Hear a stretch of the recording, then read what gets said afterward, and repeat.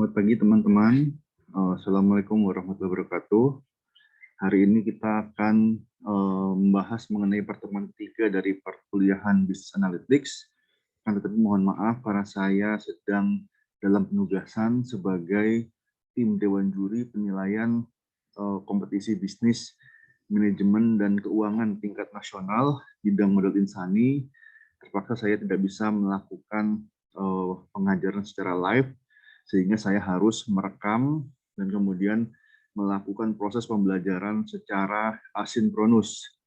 Saat ini juga saya sedang di kampus sebetulnya, di kampus FEB UI, sehingga saya harus menggunakan masker untuk memenuhi kewajiban prosedur kesehatan. Jadi walaupun saat ini asinkronus secara online, tetap saya harus menggunakan masker karena saya sedang tidak di rumah, sedang di kantor. Kemudian yang berikutnya juga mungkin saya baru dapat kabar bahwa untuk minggu depan tanggal 22 juga ada kuliah tamu. Jadi kuliah tamu sehingga kita melakukan acara kuliah gabungan dengan kelas Pak Arfi. Jadi minggu ini kita melakukan pembelajaran secara asinkronus, kemudian minggu depan kita melakukan acara kuliah tamu. Jadi baru kita kuliah kembali seperti normal pada pertemuan 2 minggu berikutnya. Dan akan tetapi nanti di pertemuan ke-7 di tanggal 13 Oktober kita ada kuliah tamu yang kedua. Jadi kita sudah dirancang bahwa akan ada 4 sesi kuliah tamu. Kita akan mengundang pembicara dari eksternal untuk memberikan wawasan terhadap aplikasi bisnis analytics di dunia nyata. Begitu. Nah, sekarang mungkin saya langsung masuk ke materi. Jadi ini adalah buku Sharda, Dellen, dan Turban, chapter 3, yaitu mengenai descriptive analytics. Yang kedua terkait business intelligence dan data warehousing. Dalam hal ini data warehousing termasuk diantaranya data mining dan data clustering. Nanti akan saya jelaskan apa yang dimaksud dengan data warehousing. Jadi tidak hanya sekedar warehousing, tapi lebih jauh lagi adalah melakukan mining dan juga clustering. Mungkin yang berikutnya ada beberapa learning objektif di sini. Yang pertama memahami konsep dan definisi dari data warehousing, memahami arsitektur data warehousing, kemudian memahami bagaimana data warehousing digunakan untuk bagaimana proses-proses yang dibutuhkan untuk mengembangkan dan mengelola data warehousing, kemudian menjelaskan operasi data warehousing, menjelaskan peran data warehousing dalam decision support, dalam business analytics untuk membantu pengambilan keputusan. Kemudian menjelaskan mengenai integrasi data, proses ekstraksi, transformasi, dan loading. Kemudian memahami esensi dari business performance management, mempelajari balance scorecard dan Six Sigma sebagai ukuran untuk performance. Mungkin sini ada opening vignette. Di sini adalah aplikasi dari business analytics, khususnya data mining untuk mengidentifikasi penipuan pajak di Amerika Serikat. Jadi mungkin saya tidak akan membahas kasus ini. Ini bisa saya jelaskan tentang kasus ini adalah bahwa data revenue yang dimiliki oleh Departemen Pajak di Amerika Serikat itu sangat kompleks, di mana masing-masing orang punya banyak sumber penghasilan, kemudian juga ada banyak accounting tricks yang bisa digunakan untuk mengaburkan informasi tersebut, sehingga variasi dan detail ini membuat memahami data sources of income itu sangat susah gitu, sehingga mungkin secara manual atau secara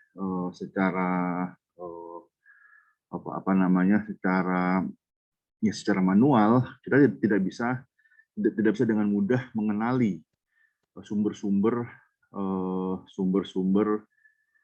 revenue tersebut. Tetapi dengan bantuan business intelligence, dengan bantuan business analytics, kita bisa membantu, bisa mengidentifikasi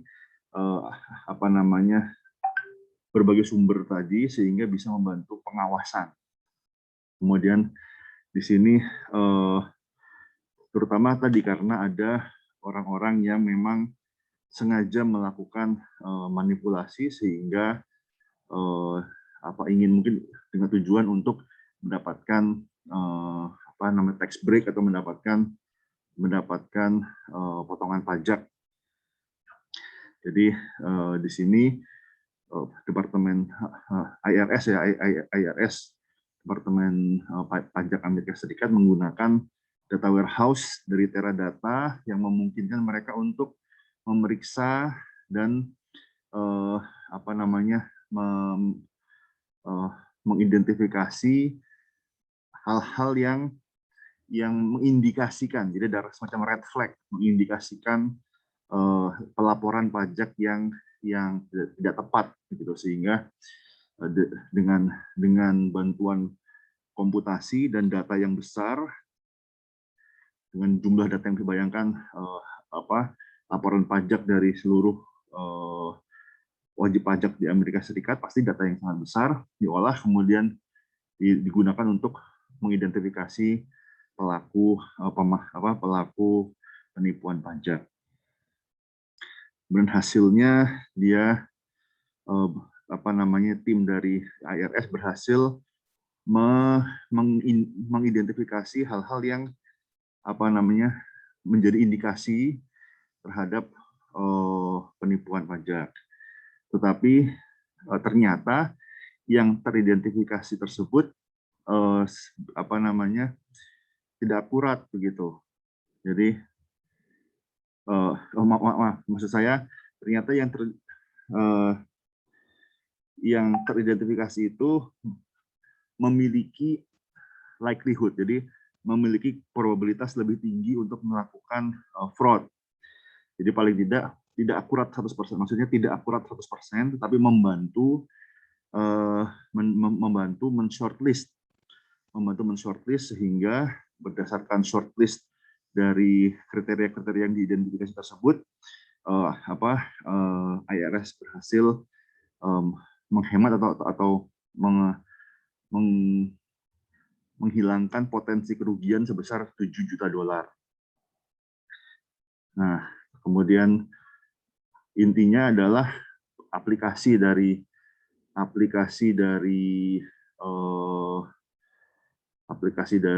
business intelligence ini sangat besar, nggak hanya di bidang pemerintahan, tapi terutama di bidang bisnis, di mana kita bisa berdasarkan pool data yang kita miliki, ya, kita bisa mengidentifikasi traits atau mengidentifikasi atribut-atribut dari data yang bisa menjadi shortlist atau bisa menjadi bendera merah yang menandakan ada sesuatu yang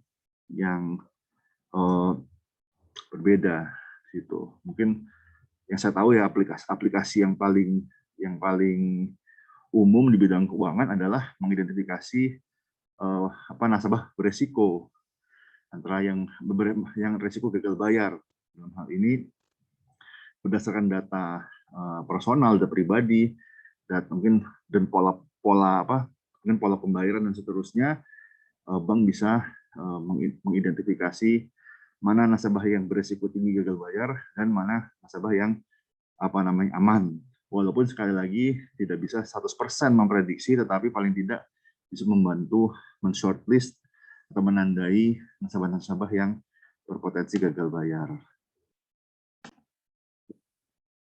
Jadi di sini business intelligence dan data warehousing. Jadi dulu mungkin pada evolusinya sebelum berkembang konsep tentang business analytics, BI atau business intelligence itu digunakan sebagai sebuah istilah yang menggambarkan seluruh penggunaan data untuk pengambilan keputusan manajerial. Sekarang BI lebih fokus kepada menjadi bagian dari business analytics dan lebih berfokus pada sebuah hal yang deskriptif. Jadi sekali lagi BI, Business Intelligence, dan Data Warehousing, termasuk Data Mining, di sini menjadi belum Data Mining. Jadi Data Warehousing ya, itu masih menjadi tahapan deskriptif, analitika yang deskriptif yang menggambarkan apa yang terjadi, apa yang sedang terjadi, melaporkan, memungkinkan pelaporan bisnis, adanya dashboard, scorecard, adanya data warehousing, kemudian outcome-nya adalah permasalahan dan peluang yang terdefinisi dengan baik. Ini business intelligence. Nah, akan tetapi sekali lagi dalam analytics segala sesuatunya itu berkaitan. Artinya hasil dari business intelligence dan data warehousing yang ada di descriptive analytics ini menjadi input bagi analytics yang lebih advance. Dalam hal ini prediktif dan preskriptif. Jadi kalau untuk data mining sebetulnya sudah masuk ke prediktif. Jadi dia bisa mengidentifikasi faktor-faktor yang mengindikasikan suatu likelihood, suatu probabilitas yang lebih tinggi untuk terjadi suatu event. Dalam hal ini misalnya gagal bayar, atau misalnya fraud, misalnya mungkin employee turnover. Jadi dengan data mining, mungkin kita bisa memberikan early warning. Jadi semacam early warning ketika tadi data tersebut tersimpan dan dianalisis secara terus-menerus, secara pasif ya, sudah dianalisis terus sehingga ketika terjadi event atau serangkaian event yang men-trigger sebuah warning, nah di situ kita bisa menjadi red flag, sehingga misalnya kita lagi melakukan employee review tahunan, kemudian kita muncul red flag bahwa ada beberapa orang employees kita, mungkin star employees kita yang red flag, mungkin perilakunya mengindikasikan adanya kemungkinan untuk berhenti, untuk resign, misalnya absensi atau misalnya penurunan performance dan seterusnya yang membutuhkan tindak lanjut oleh manajer. Kalau untuk keuangan ya tadi untuk nasabah atau untuk misalnya untuk investasi ya, ada beberapa, atau mungkin untuk perekonomian kita bisa ada hal-hal yang menjadi early warning, akan ada krisis atau misalnya bubble misalnya. Kapan bubble yang meletus? Nah itu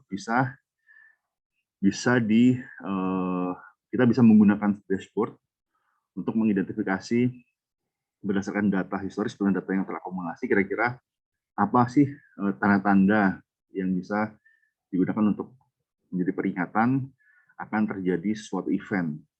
Nah, seperti itu bagian dari data warehousing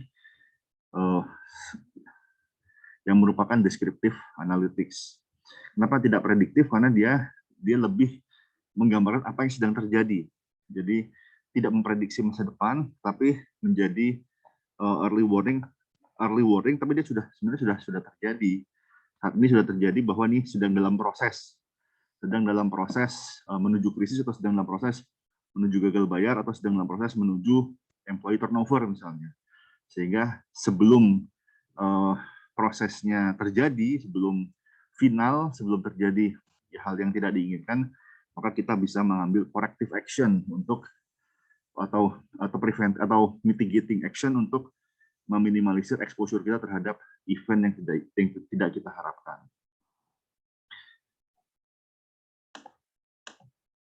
Jadi di sini apa itu data warehouse? Jadi mungkin zaman dulu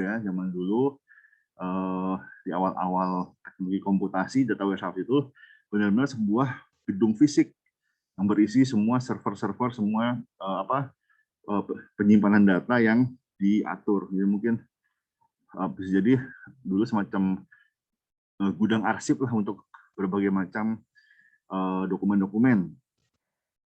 Kemudian juga ada relational database. Jadi di sini untuk memudahkan pencarian. Jadi menyimpan data saja nggak cukup. Menyimpan data saja tidak cukup. Yang tidak kalah penting adalah bagaimana kita dengan mudah bisa menemukan data yang kita butuhkan. Jadi bagian dari data warehousing adalah pertama storage, obviously. bagaimana kita menjaga integritas data kita, jangan sampai datanya corrupted, jangan sampai misalnya datanya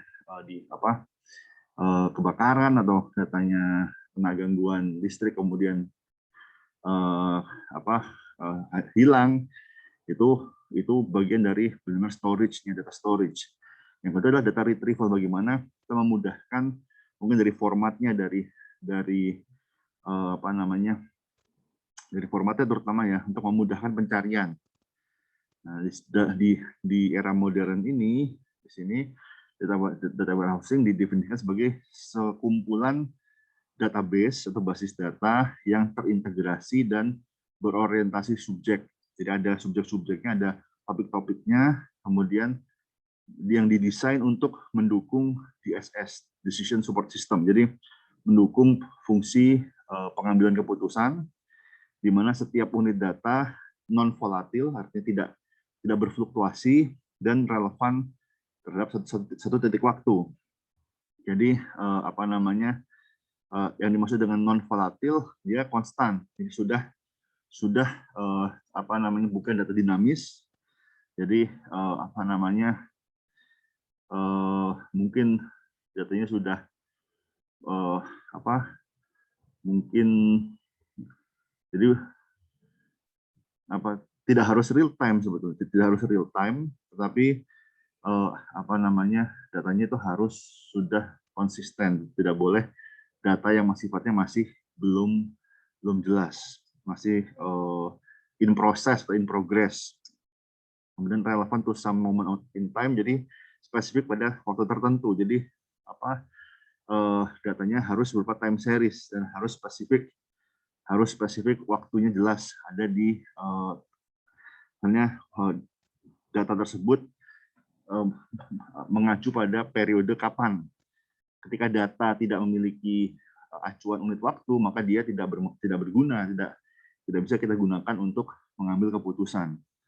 Karena tadi timing itu sangat penting dalam pengambilan keputusan. Ini historisnya dari tahun 70-an hingga tahun 2010 sudah jauh lebih canggih dengan implementasi teknologi. Mungkin karakteristik dari data warehousing ada subject oriented, ya, ada berfokus pada subjek, pada topik-topik dari data, misalnya berdasarkan produk, berdasarkan fungsi marketing, pemasaran, SDM, finance, dan seterusnya. Terus terintegrasi. Dan ini sangat penting. Kenapa? Karena ketika data warehouse yang tidak terintegrasi, maka bisa jadi ada duplikasi data. Ada duplikasi data, kemudian antar satu data dengan data yang lain tidak konsisten, sehingga tadi menyusahkan untuk pengambilan keputusan. Kita nggak tahu mana yang benar nih, data keuangan atau data pemasaran, karena berbeda, misalnya tidak terintegrasi.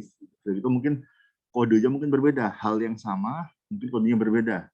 Misalnya ada pengeluaran 500.000 di bidang SDM, ini payroll atau honor, ada kodenya. Di bidang keuangan ini ada kodenya sendiri, padahal ini hal yang sama. Nah, itu menyusahkan untuk rekonsiliasi, sehingga di sini harus terintegrasi.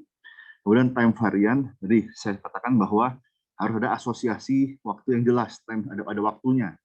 Artinya ketika kita punya sumber data, kita harus tahu data tersebut mengacu pada titik waktu yang mana. Kalau nggak jelas, maka tidak bisa dipakai. Non volatil, dia harus sudah stabil, sudah settle, sudah fix, tidak masih berubah-ubah. Ini biasanya beberapa data yang masih in progress. Jadi misalnya profitability, atau ya mungkin atau misalnya harga saham. Mungkin dalam satu hari dia masih berubah-ubah, tapi kemudian pada akhir hari tersebut dia sudah fix bahwa bahwa harga terakhir pada hari itu adalah 10.500, walaupun antara pembukaan dan penutupan mungkin sangat berfluktuasi antara 10.100, 10.200. Jadi di situ kita masih dengan non volatil. Jadi walaupun dia misalnya dia volatil, harus ditentukan satu titik waktu closing time, sehingga dia sehingga jelas bahwa untuk hari tersebut perwakilannya adalah closing, misalnya closing time-nya. Kemudian summarize di sini seringkali ringkas. Jadi apa namanya? Jadi untuk satu unit data maka dia apa namanya? Bisnis sudah ada klasifikasinya. Jadi kita jadi datanya ringkas ya. Jadi tidak mungkin bisa ada perinciannya. Jadi perinciannya itu bagian yang lain. Jadi ketika kita lihat data penjualan misalnya 10 juta, selesai, nggak ada apa, tidak ada detail banyak. Tapi kalau kita ingin tahu maka kita bisa dalami dari 10 juta ternyata bisa di breakdown. Oh, ternyata 10 juta itu dari brand A berapa juta, brand B berapa juta, brand C berapa juta. Kemudian ada berbagai macam apa namanya, berbagai macam breakdown lebih lanjut. Tapi ketika kita bilang penjualan maka jelas penjualannya sekian.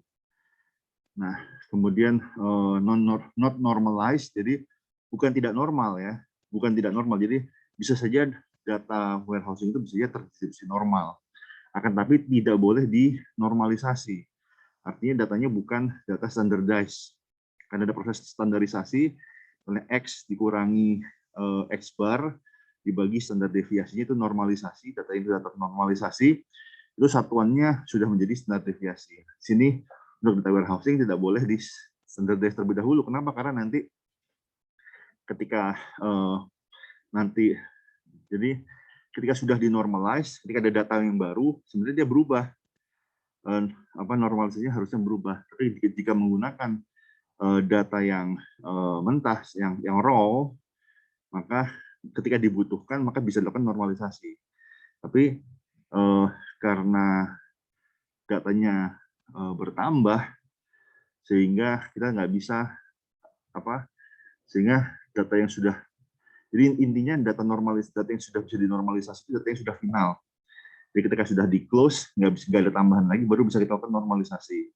Nah, ketika data warehousing itu kita masih membuka kesempatan untuk ada data baru masuk, kita belum boleh melakukan normalisasi sebetulnya, sehingga di sini data warehousing tidak normalized.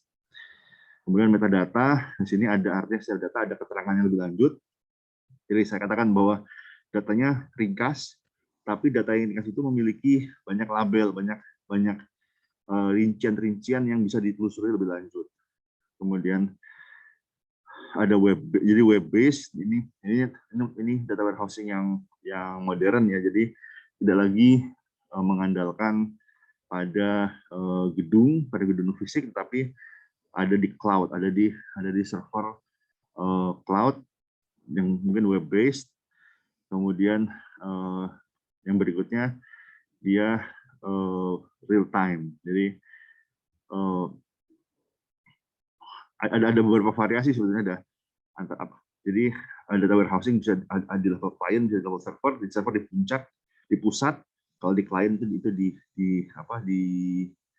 cabangnya ya dalam tanda kutip. Kemudian proses data warehousing tadi bisa real time, bisa per detik, jadi langsung perubahan dalam detik tercatat, atau right time, jadi tadi ada waktu tertentu, misalnya di akhir periode trading misalnya nih, di jam terakhir, di detik terakhir, itu right time, kemudian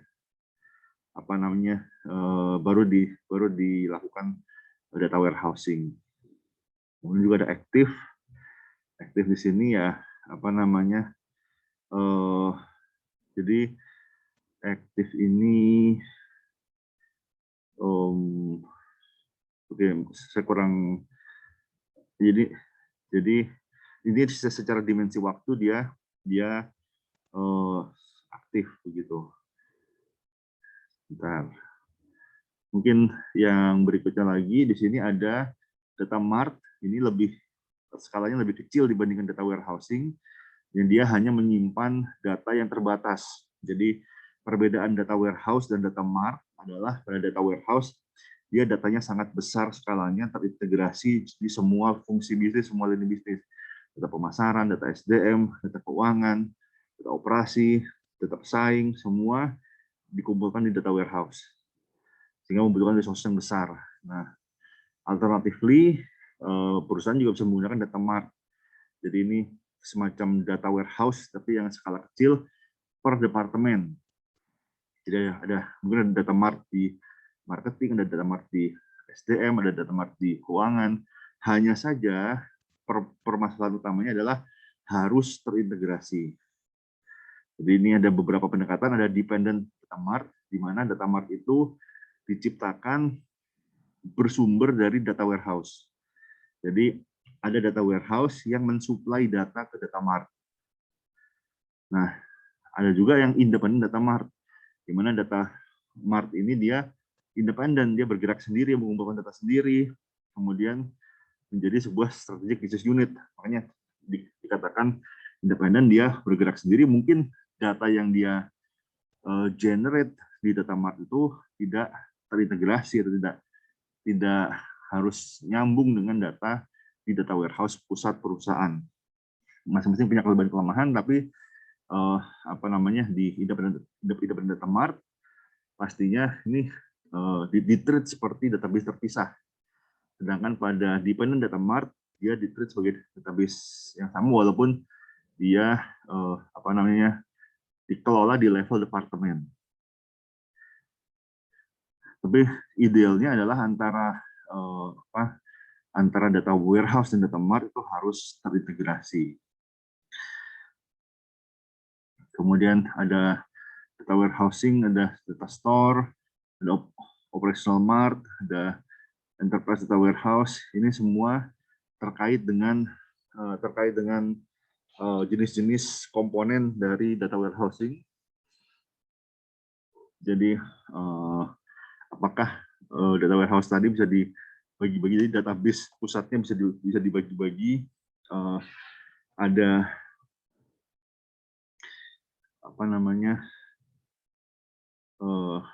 di sini operational data store, ini biasanya hanya temporary ya, jadi bukan data warehouse ya, hanya penyimpanan sementara sebelum ditransfer ke data warehouse. Jadi kadang data dikumpulkan terlebih dahulu, sementara di satu titik, setelah itu direkap, mungkin di akhir periode atau di akhir, mungkin per hari direkam di ODS, kemudian pada akhir hari atau pada malam harinya direkap ke data warehousing. Kemudian operational mart ini pengumpulan data yang aktif, jadi secara aktif mengumpulkan data, kemudian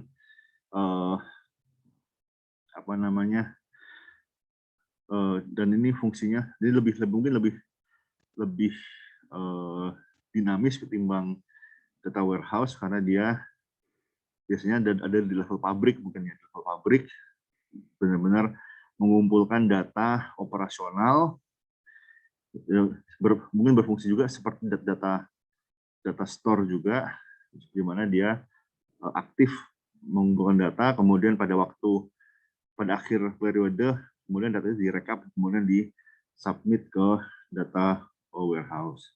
Kemudian enterprise data warehouse ini untuk level korporat, level perusahaan. Kemudian ada juga metadata, tadi saya katakan data yang lebih rinci, jadi data tentang data, jadi menjelaskan konten dari data dan penggunaannya. Oke. Yang berikutnya, ini adalah sebuah kerangka generik untuk data warehousing.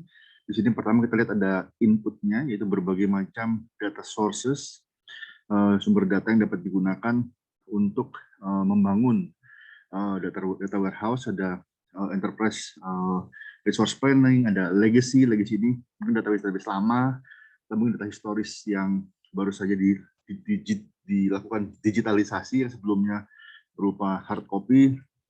Kemudian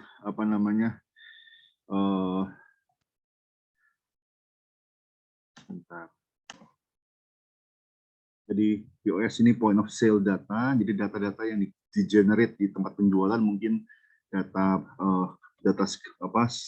scanner, data barcode scanner, itu adalah point of sales data. Kemudian others, online transaction processing, jadi intinya semua data dari website, kemudian juga ada external data, misalnya sosial media. Semua ini dari input data ini kemudian diproses menggunakan ETL, sini ada select, extract, transform, integrate, dan load. Kenapa harus dilakukan ini? Karena ada banyak sumber, sehingga kita banyak sumber, kita harus memilih. Nah, semuanya bisa kita gunakan atau nggak semuanya relevan.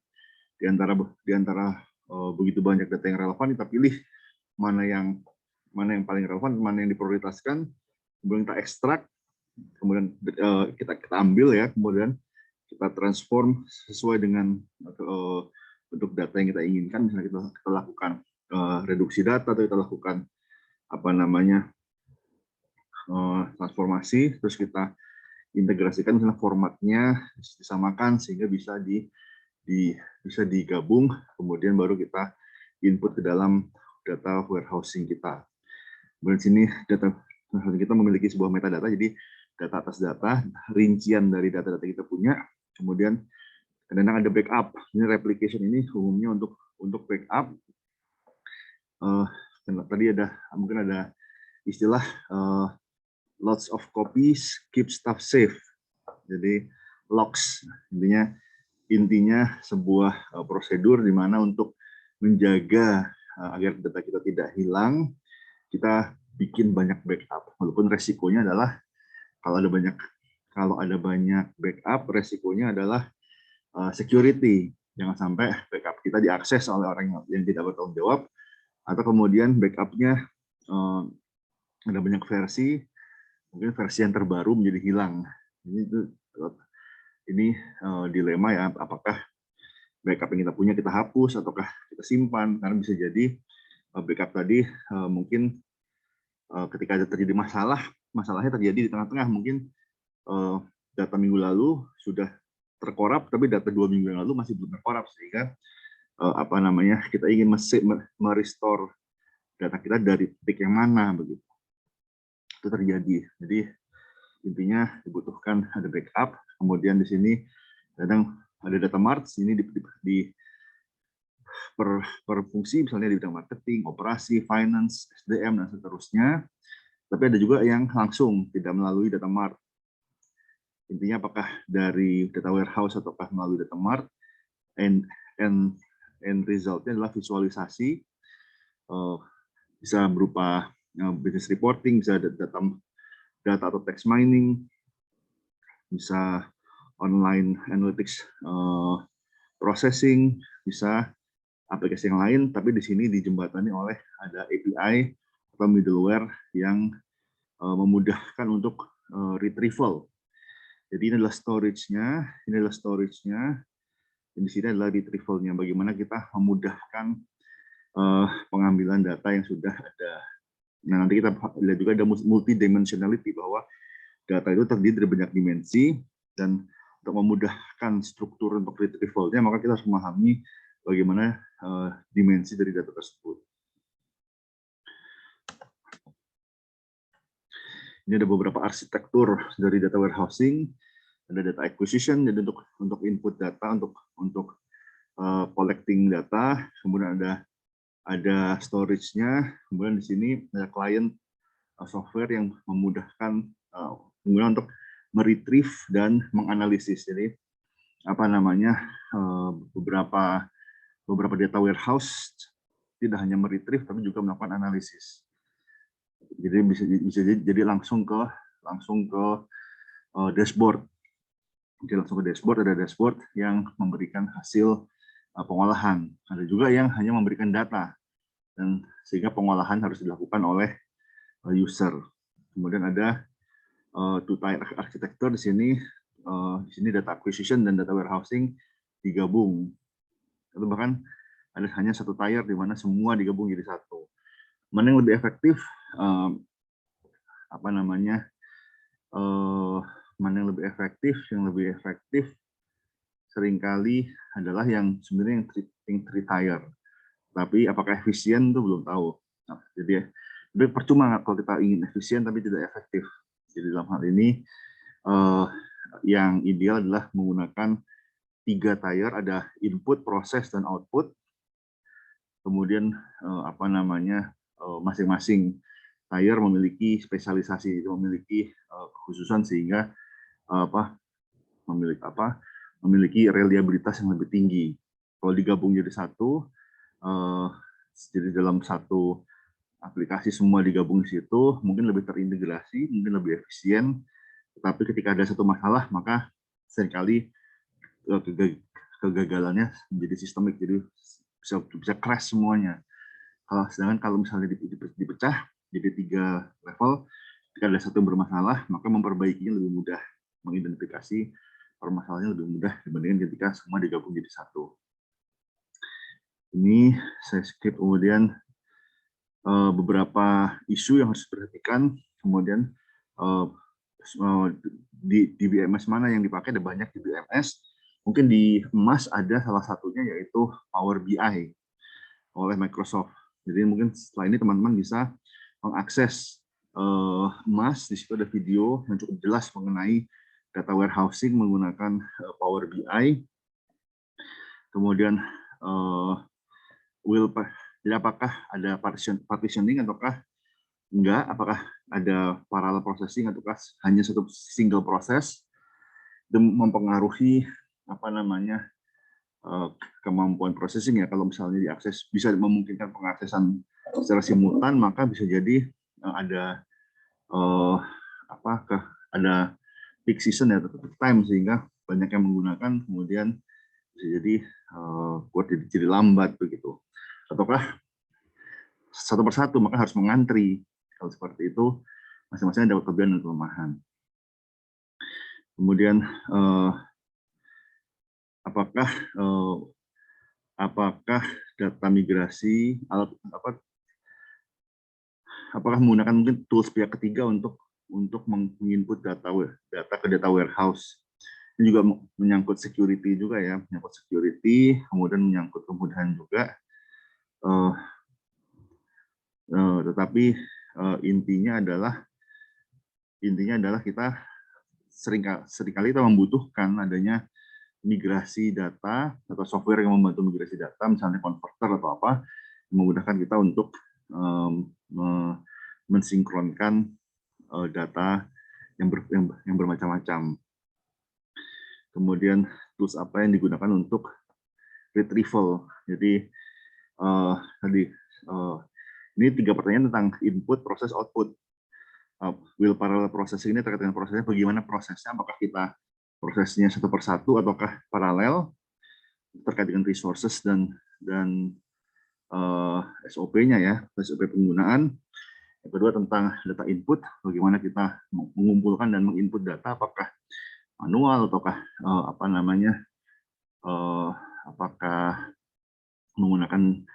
apakah kita mengembangkan sendiri toolsnya, ataukah kita menggunakan pihak ketiga, itu juga relevan. Yang terakhir adalah untuk data retrieval dan analisisnya, apakah kita pakai ada banyak data yang dipakai, jadi apakah kita serahkan ke user ataukah kita provide, itu termasuk keputusan yang penting dalam data warehousing.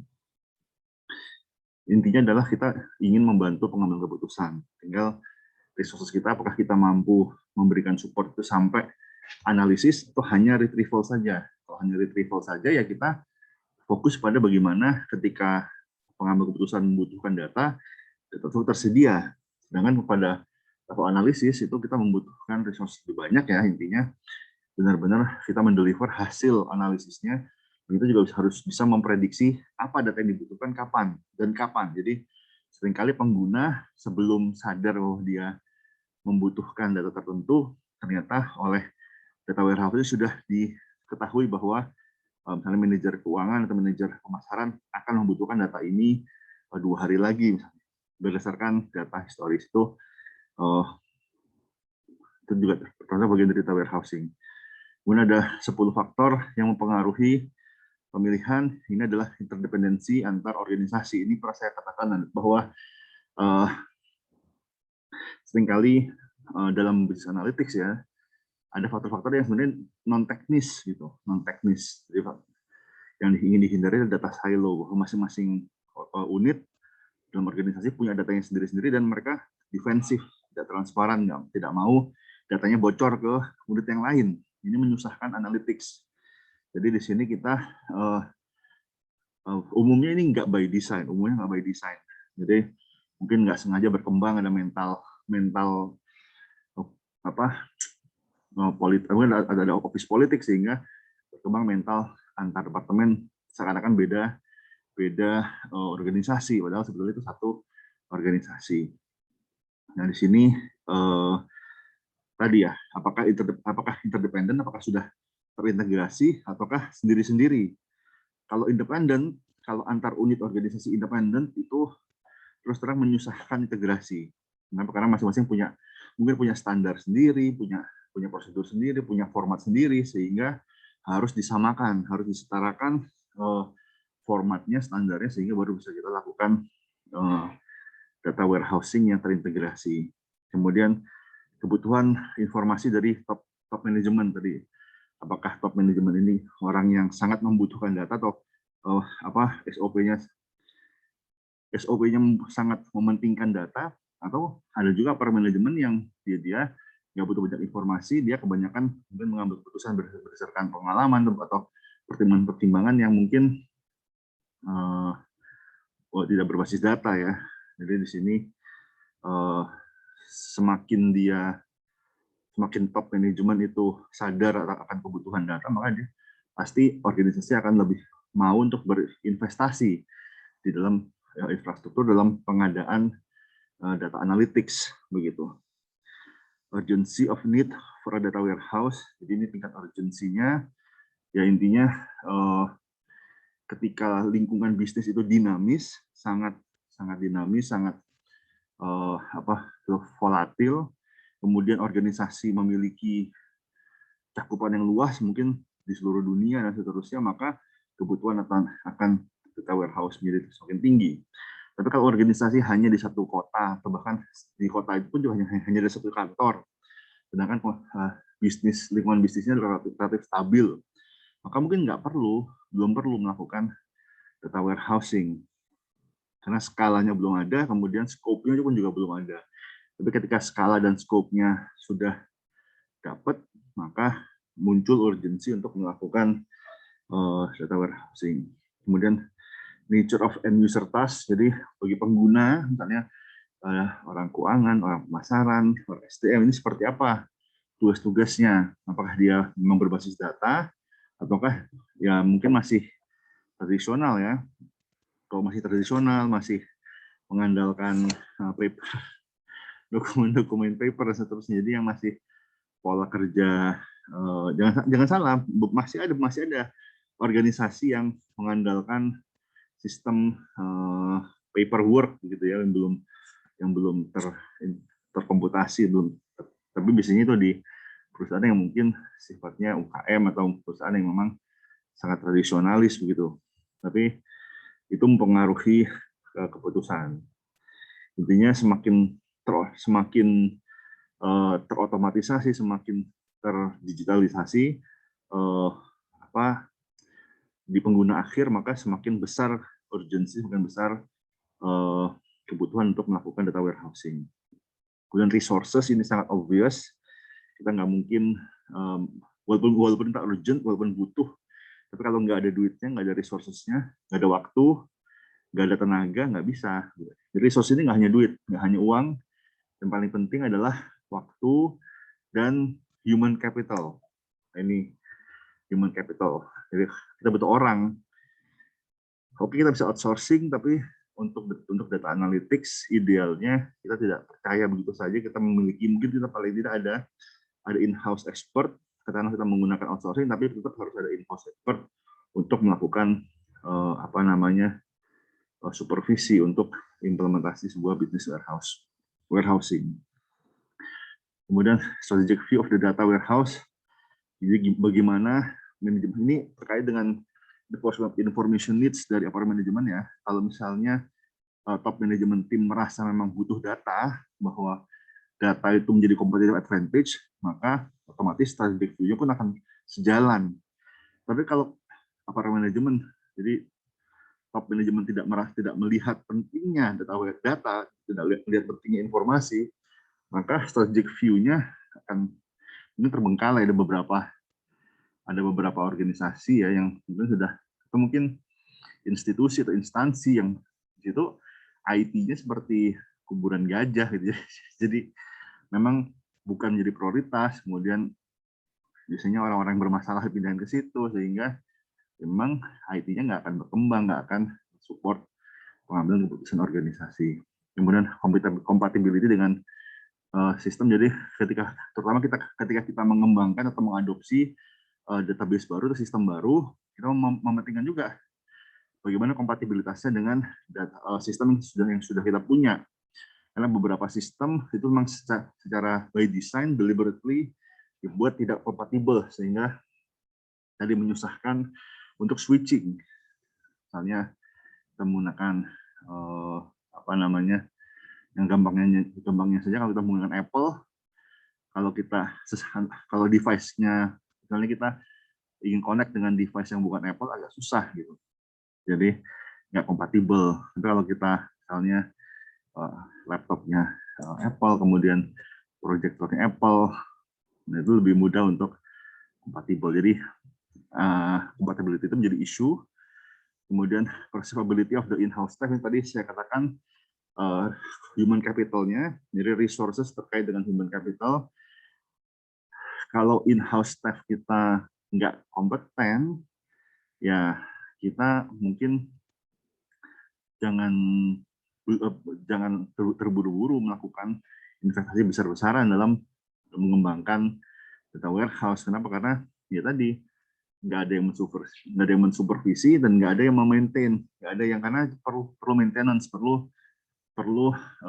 pengelolaan ya. Jangan sampai sudah dikembangkan sistem yang sangat canggih, sangat mahal, ketika diimplementasikan ternyata ada masalah dan tidak ada yang tahu cara memperbaikinya. Jadi di sini in-house staff penting untuk mengawasi proses implementasi dan juga setelahnya melakukan maintenance terhadap sistem. Terus ada technical issues, ini ya ada banyak technical issues ya terkait dengan implementasi sebuah teknologi. Kemudian ada faktor sosial political. Ini contoh yang paling sederhana tentang misalnya ketika Amerika Serikat memboikot Huawei. Jadi secara kalau salah memboikot dengan berbagai alasan ya. Tapi intinya dari faktor politik itu membuat ternyata untuk perusahaan di Amerika Serikat tidak boleh menggunakan vendor teknologi Huawei. Saya nggak tahu apakah sudah diangkat boikotnya, tetapi mungkin tahun 2018, 2019 itu masih kuat bahwa Amerika memboikot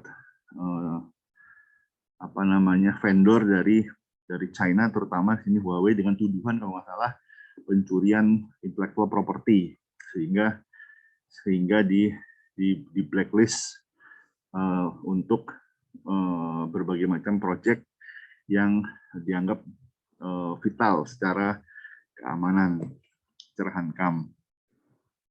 Oke, ini ada beberapa cara data dapat direpresentasikan. Ada dimensional modeling, ada star scheme, ada snowflake scheme. Jadi pada dimensional modeling di sini dia intinya mendefinisikan sebuah data dengan multidimensi. Jadi kita memodelkan data tersebut berbasis dimensi tersebut. Dimensinya apa? Ini ada banyak caranya, ada banyak modelnya. Misalnya ini star scheme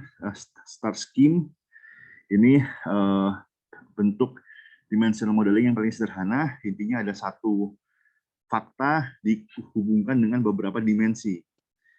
Ada satu fakta dihubungkan dengan beberapa dimensi. minimal 2 dimensi. Kemudian pada Snowflake Scheme ini pengembangan dari Star Scheme bahwa dimensi dari fakta bisa punya subdimensi. Jadi ada fakta, ada dimensi, ada subdimensi, ada sub-subdimensi dan seterusnya. Ini mungkin contohnya ini pada Star Scheme. Setiap fakta, misalnya penjualan ternyata memiliki banyak dimensi. Penjualan berdasarkan kuarter, ada Q1 sampai Q4, penjualan berdasarkan brand A, B, C, D, negara misalnya ada Amerika Serikat, Indonesia dan seterusnya. Kemudian ada divisi, ada beberapa divisi. Kemudian juga ada subdimensi. Ternyata ini ada untuk ini ternyata dimensi tanggal, ada quarter, ada month. Jadi mungkin kita ingin lihat data quarter 3 bulan ya, data 3 bulanan atau data bulanan. Nah, ini untuk brand dan kategori, jadi line item dibagi 2 lagi. Jadi ini adalah dimensi-dimensi, ini adalah sub-subdimensi. Jadi Snowflake itu lebih detail, lebih rinci ketimbang Star Scheme. Tapi sebenarnya intinya bahwa satu data memiliki beberapa dimensi, minimal 2 dimensi, kemudian masing-masing dimensi untuk Snowflake ya bisa memiliki subdimensi. Dan lebih detail lagi, beberapa subdimensi bisa memiliki sub-subdimensi. Jadi ada turunannya lagi. Jadi ini multidimensionality ini kemampuan data warehouse untuk mengelompokkan, menyajikan dan menganalisis data dari beberapa dimensi. Contohnya by region, by product, by salesperson, by time dan seterusnya. Ini ada 4 dimensi.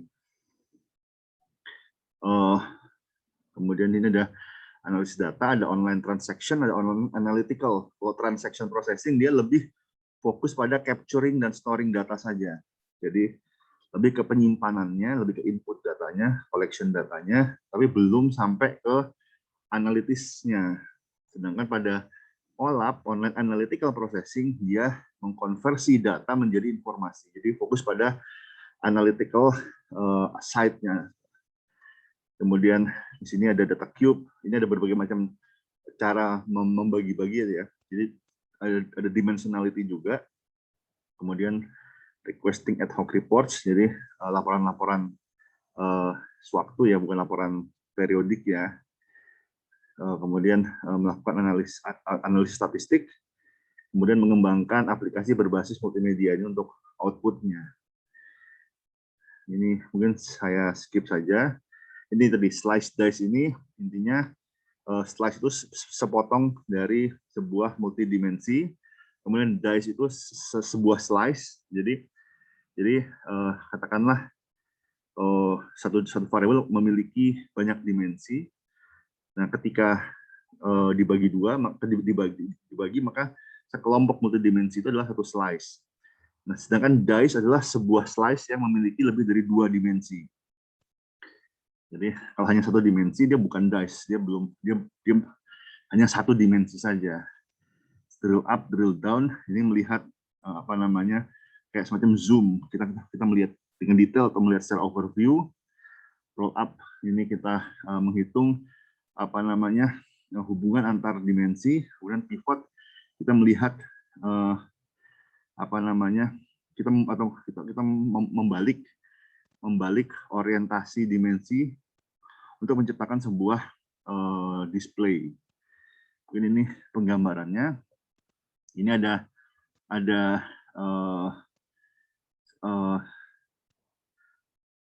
3 dimensi. Jadi sebuah data cube memiliki 3 dimensi, ada produk, kategori, dan time. Kemudian dibagi misalnya antara waktu dan region, ini 1 slice. Kemudian yang ini antara region dengan time, ini slice yang kedua. Yang ini antara yang pertama, slice pertama antara produk dengan time, antara time dan region. Melihat penjualan spesifik sebuah produk berdasarkan waktu dan region.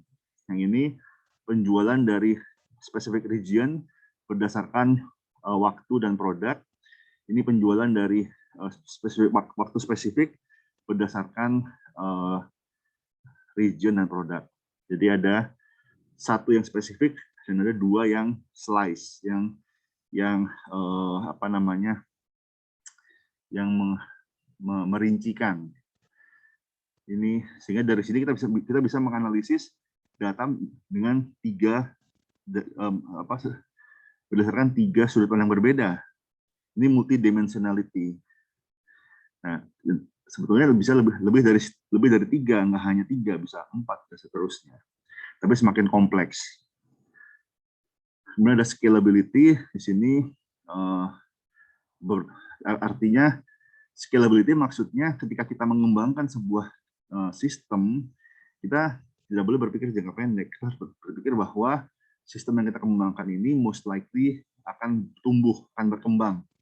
Sebuah sistem yang bermula sederhana bisa jadi akan end up very complicated, sangat rumit. Sehingga di sini kita harus berpikir bagaimana kemampuan sistem kita untuk tumbuh, seberapa jauh dia bisa tumbuh. Di sini ada beberapa isu terkait dengan scalability. Yang pertama, jumlah datanya obvious, semakin banyak, semakin besar volume data yang masuk per bulan, pasti per hari, atau mungkin per detik, maka semakin besar juga kita harus menyiapkan kemampuan untuk scalable, karena bisa jadi kalau datanya per detik, bisa jadi dalam 2-3 bulan sudah penuh servernya, harus dikembangkan, harus dicari server yang baru atau harus kembangkan. Kemudian jumlah pengguna, jadi semakin banyak pengguna maka butuh resources yang semakin besar.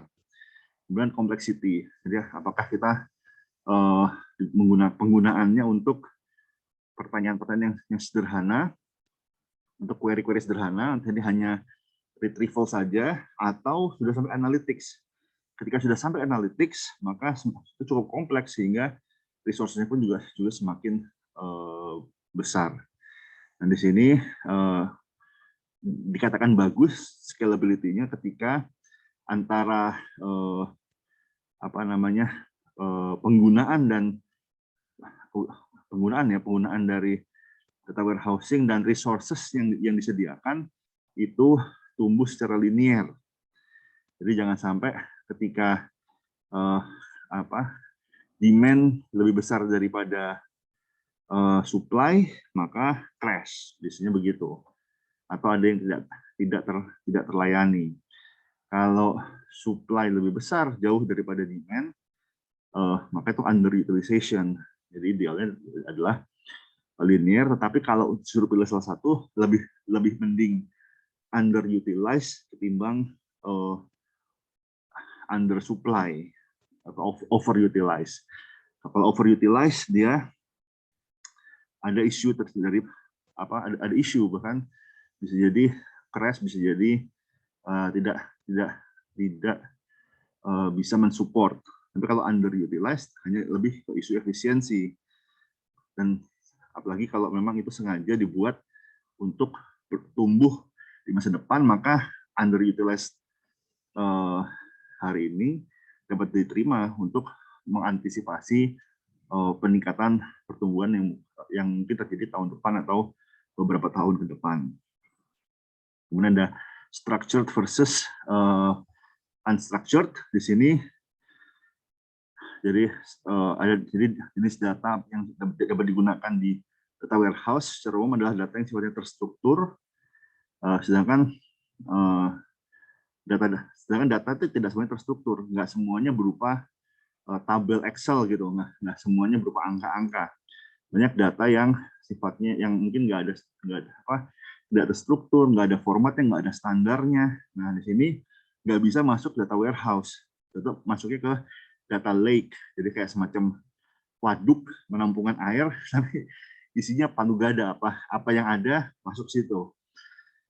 Jadi kita storage, tapi storage-nya lebih ke storage yang tidak terstruktur, yang mungkin sangat dinamis, sangat fluktuatif, sangat tidak terstandar. Jadi lebih benar-benar ke storage saja, bukan warehousing. Karena pada warehousing di sini struktur sangat penting dan kita mementingkan retrieval. Pada data warehouse fokus pada retrieval, bahwa kita bisa mengakses dengan cepat. Sedangkan pada data lake fokus pada storage, yang penting bisa menyimpan data dengan size yang sangat besar secara ekonomis, walaupun trade-off-nya adalah mungkin retrieval-nya lebih sulit. Kemudian data warehouse lebih secured, sedangkan data lake tidak terlalu secure. Dan data lake ini kebanyakan hanya digunakan oleh data scientist, oleh ilmuwan yang mungkin melakukan text mining atau data mining terhadap data yang bervariasi, data struktur yang mungkin nggak semuanya relevan juga. Jadi perlu disisir lagi, perlu dirinci lagi, mungkin dipilih dan dipilah mana yang penting dan mana yang kurang penting. Kemudian ini saya skip saja. Ini juga saya skip. Ini sebenarnya proses strategic management menggunakan data warehousing ya. Ini secara konsep ada 4 proses. Ada strategize, plan, monitor, and adjust. Oke, jadi yang pertama kita mengembangkan strategi, melakukan mengembangkan strategic planning. Sini ada 8 tahapan. Dan dari situ kita melakukan planning. Jadi ada planning sendiri, ada beberapa tahapan, ada operational planning. Kemudian ini berbeda dengan strategi ya. Ini lebih konkret, jadi bisa tactic centric, bisa budget centric. Kalau planning yang tactic centric dia fokus pada operasional, gimana kita menjalankan secara efektif dan reliable. Kalau budget centric dia lebih ke efisiensi, bagaimana kita operating at the minimum cost dengan mempertahankan level performance tertentu. Kemudian kita monitor, kita analisis apakah sukses ataukah nggak sukses. Kemudian di sini monitoring obviously dengan business analytics, kita menggunakan dashboard ya. Jadi ada berbagai macam alat untuk memberi feedback terhadap performance. Kemudian setelah itu yang dimonitor adalah critical success factor dan strategic goals dan target. Jadi mungkin ada KPI ya, key performance indicator, yang kemudian diturunkan menjadi analytics. Apa yang harus dibutuhkan, harus ada data apa yang dibutuhkan untuk dikumpulkan untuk dibuat analytics-nya. Nah, tadi ketika ada hasil dari analytics, kita harus melakukan ini act and adjust. Kalau berhasil maka dipertahankan, kemudian jika tidak berhasil maka harus di-adjust. Intinya banyak project dan venture yang gagal. Sebagai contoh ini 60% film Hollywood gagal, nggak peduli siapa aktornya, siapa studionya, studio besar misalnya atau sutradara besar pun bisa mengalami kegagalan. Dengan 70% large IT project fail, jadi project IT pun juga banyak yang gagal. Intinya intinya ya kegagalan itu seringkali hal yang lumrah, tinggal bagaimana kita belajar dari kegagalan tersebut. Jadi dengan business analytics, walaupun sebuah venture gagal, walaupun sebuah project gagal, tapi bisa jadi informasi yang diperoleh selama proses kegagalan tersebut bisa digunakan untuk mencegah kegagalan yang lebih besar, atau bisa jadi bahkan mengidentifikasi peluang untuk keberhasilan yang lebih besar lagi di bidang yang lain. Jadi di sini pentingnya kita belajar dari outcome, apakah sukses ataukah gagal. Yang penting kita belajar bagaimana dengan data yang terkumpul. Jadi secara statistik atau secara ilmiah kita identifikasi hal-hal yang mungkin mempengaruhi atau menentukan keberhasilan atau kegagalan. Jadi misalnya ada nasabah yang gagal bayar, oke, itu kegagalan.